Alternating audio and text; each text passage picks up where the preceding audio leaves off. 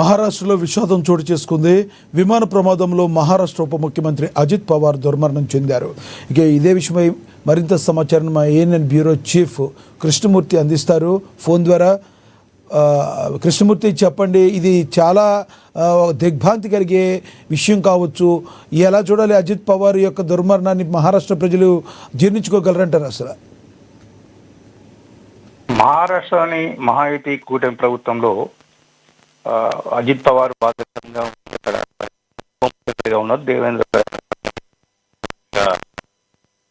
ప్రజా సేవలు అందిస్తున్నారు. ఈ నేపథ్యంలో జిల్లా పరిషత్ ఎన్నికల్లో ప్రచారం కోసం ఆయన ఈరోజు ఉదయం వెళ్ళినప్పుడు 6 పైలట్లు కూడా మరణించారు అని చెప్పేసి కొంత వస్తుంది. దీన్ని DGCA director general of civil aviation వాళ్ళు కూడా కొంత నిర్ధారణ చేశారు. ప్రమాదానికి కారణం సాంకేతిక లోపం అని అన్నప్పటికీ వివిధ కోణాల్లో ప్రభుత్వం దర్యాప్తు కోసం ఆదేశించింది. దీనికి సంబంధించిన విషయంలో ఇంకా విమాన శకలాలను అంటే బ్లాక్ బాక్స్ వీటన్నిటి కూడా తీసుకున్న తర్వాత ఏం జరిగింది ఏందని కొంత వచ్చేవాడిని. ఏదైనా మొత్తం మీద మహాయుతి ప్రభుత్వంలో కీలక భూమిక పోషిస్తున్నటువంటి అజిత్ పవారు సుమరణం చెందడం అక్కడ మహారాష్ట్ర ప్రజలకు తీరని విషాదం మిగిల్చింది.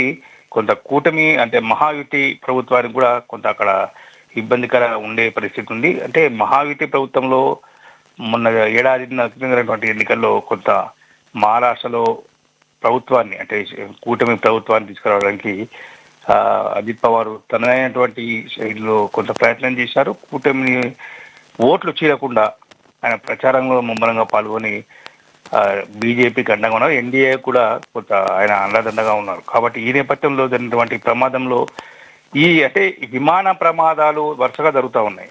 లాస్ట్ ఇయర్ కూడా జరిగింది. అంటే జరిగినటువంటి విమాన ప్రమాదాల కారణాలు ఏంది అనే విషయంలో కొంత కేంద్ర పౌర విమానయాన శాఖ ప్రత్యేకంగా దృష్టి పెట్టి మొత్తం విమాన వ్యవస్థలు అంటే పౌర విమానయాన శాఖను పునరుద్ధరిస్తారా, లేదు అంటే దాంట్లో ఉన్న సాంకేతికను మరోసారి అప్గ్రేడ్ చేయించి, లేదు అంటే వచ్చినటువంటి సాంకేతిక పరిజ్ఞానాన్ని అందుబాటులో తీసుకొచ్చుకుని అన్ని విమానాలను చెక్ చేయించి ఇట్లాంటి ప్రమాదాల దుర్ఘటన జరగకుండా ప్రాణాలు పోవడానికి ఎవరికైనా ఇబ్బందికరంగా ఉంటుంది. విమాన ప్రమాదాలు అనేవి చాలా దారుణంగా జరుగుతున్నాయి. రీసెంట్ గా కూడా మనం ప్యాసింజర్స్ తో విమానం కూడా దగ్గర 60 మంది చనిపోవడం మనం కూడా చూసాం. అదేవిధంగా రాజకీయ నాయకులు కూడా ఈ రకంగా దుర్మరణం చెందడాన్ని ఒక రకంగా సామాన్యుడు ఒకప్పుడు కళ్ళుండేది విమానం ఎక్కడానికి, కానీ ఈరోజు అయ్యో బాబోయ్ విమానం అనే పరిస్థితికి వెళ్ళిపోయింది. దీని అంతటికీ మరి ఎటువంటి ఏమైనా పరిష్కార మార్గాలు చూసే అవకాశం ఉందంటారా? అంటే చెప్తున్నా కదా, పౌర విమానయాన శాఖ దీనికి సంబంధించి పునరుద్ధరించే కార్యక్రమాలను చేపట్టి అందుబాటులోకి వచ్చినటువంటి టెక్నాలజీని చాలా విదేశాలలో విపరీతమైన టెక్నాలజీ అందుబాటులోకి వచ్చింది. దాన్ని ఇక్కడ తీసుకొస్తున్నాము, మేము అమల్లోకి తీసుకొస్తున్నాము, చేస్తున్నామని చెప్తున్నప్పటికీ ఇట్లాంటి ప్రమాదాలు జరగడానికి అంటే ఏదైతే ఒక విఐపి ఉప ముఖ్యమంత్రి వెళ్ళేటువంటి విమానానికి కూడా సాంకేతిక లోపం ఉంది అని గుర్తించలేని పరిస్థితిలో ఉందంటే సామాన్యులటువంటి పరిస్థితి ఏంది అనేది కొంత ఇక్కడ చర్చ మొదలయ్యే అవకాశం ఉంది.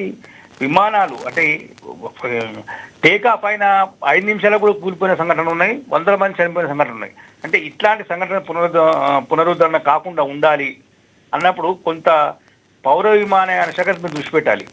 అదేవిధంగా విమానయాన సంస్థలు మన ఇండిగో లాంటి సంస్థలు కానీ ఇంకా మిగతా ప్రైవేట్ విమానయాన సంస్థలు కానీ వీటి విషయంలో కూడా కొంత జాగ్రత్త తీసుకోవాలి. ఇప్పుడు ఆదాయము డబ్బులే కాకుండా సామాజిక సేవ, సామాజిక దృక్పథము, ప్రాణాలకు విలువివ్వడము, ప్రయాణికులకు సులభమైన సురక్షితమైనటువంటి ప్రయాణాన్ని అందించేందుకు చేపట్టాల్సిన చర్యల విషయంలో దృష్టి పెట్టాలి. ఎప్పుడు కమర్షియల్ వీటి మీద ఆలోచన, వ్యాపార కోణంలో ఎంత లాభం వచ్చింది, ఈ క్వార్టర్లో ఎంత వచ్చింది, వచ్చే క్వార్టర్ ఎంత సంపాదించాలి అనే టార్గెట్లుగా పెట్టుకోకుండా ఈ క్వార్టర్లో మనం ఎంత మంచిగా సేవలు అందించాం, వచ్చే క్వార్టర్లో ఇంకెంత మంచిగా సేవలు అందించగలం అనే విషయంలో కొంచెం దృష్టి పెడితే బాగుంటుంది.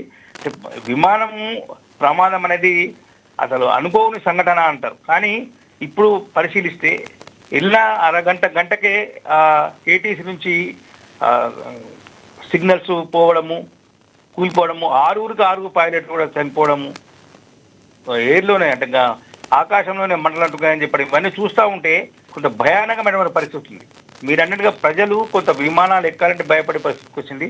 అంటే దీన్ని పొడగొట్టాలి అంటే విమాన ప్రయాణం సురక్షితమైనది, తొందరగా చేరుకోగలము, సురక్షితంగా చేరుకోగలము అనే విషయంలో కొంత డీజీసీఏ కానీ పౌర విమానయాన శాఖ మంత్రిత్వ శాఖ కూడా మన తెలుగు మంత్రే దానికి ఉన్నారు కాబట్టి రామ్మోహన్ నాయుడు, కాబట్టి ఆయన కూడా కొంత దీని మీద దృష్టి పెట్టి ఒక రకంగా చెప్పాలంటే రామ్మోహన్ నాయుడు చాలా గట్టు పరిస్థితులు ఎదుర్కొంటున్నారు అనుకోవచ్చా?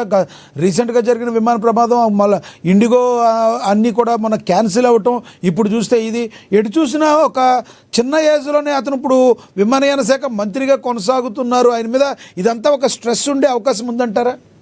ఖచ్చితంగా. అంటే చిన్న ఏజ్లో ఉన్నప్పటికీ ఆయన అమెరికాలో చదువుకొని వచ్చారు. సాంకేతికంగా ఆయన కూడా కొంత ఆయనకు పరిజ్ఞానం, సాంకేతిక విషయంలో ఆయన కొంత విషయ పరిజ్ఞానం అనేది ఉంది. వీటన్నిటిని కూడా అంటే ఆయనకున్న పరిజ్ఞానము, అందుబాటులోకి వచ్చిన పరిజ్ఞానము, తనకున్నటువంటి పరిచయాలు, అమెరికాలో చదువుకున్న అనేక మందితో ఆయన మాట్లాడుంటారు. కేంద్ర పౌర విమాన శాఖ మంత్రిగా వేర్వేరు దేశాల మంత్రిత్వ శాఖలతో కానీ వేర్వేరు దేశాల్లో ఉన్న పౌర విమానయాన సంస్థలతో కూడా ఆయనకు టచ్లో ఉండుంటాయి. కానీ వీటన్నిటిని అంటే వాళ్ళు తీసుకున్నటువంటి, వాళ్ళు అడాప్ట్ చేసినటువంటి ఏంటి సాంకేతిక విషయంలో కానీ సురక్షితమైన ప్రయాణాలు, విమానాలు ప్రమాదాలకు గురి కాకుండా ఉండేందుకు తీసుకున్న చర్యలు, విమానంలో ఏ సాంకేతిక లోపం లేకుండా ఉండాలంటే ఏం చేయాలి తరచు అనేది. ఈరోజు మనం ఒకటి గమనించవచ్చు, మనం కొనేటువంటి కార్లకు కూడా ఒక ల్యాప్టాప్ పెట్టుకొని ఆ మెకానిక్ వచ్చి చూస్తే మొత్తం ఎక్కడ ఏం జరుగుతుంది, ఏముంది, ఏ నట్టు లూజ్ ఉన్నది, ఏ నట్టు ఎక్కడ టైట్ ఉంది, బండి ఎక్కడ ప్రాబ్లం అవుతుంది అని చెప్పే పరిస్థితికి వచ్చింది. అట్లాంటి విమానంలో కూడా వచ్చింది. కానీ దీన్ని డీజీసీఏ ఉపయోగిస్తుందా, అసలు పౌర విమానయాన శాఖ దీన్ని మొత్తంగా తీసుకుంటుందా లేదా, అంటే అందుబాటులో కొంచెం సాంకేతికను తనకు అనుకూలంగా మలుచుకుంటుందా లేదా అనే విషయంలో కొంత అనుమానాలు అయితే వస్తూ ఉన్నాయి. ఇట్లాంటి ప్రమాదాలు జరగకుండా కొంత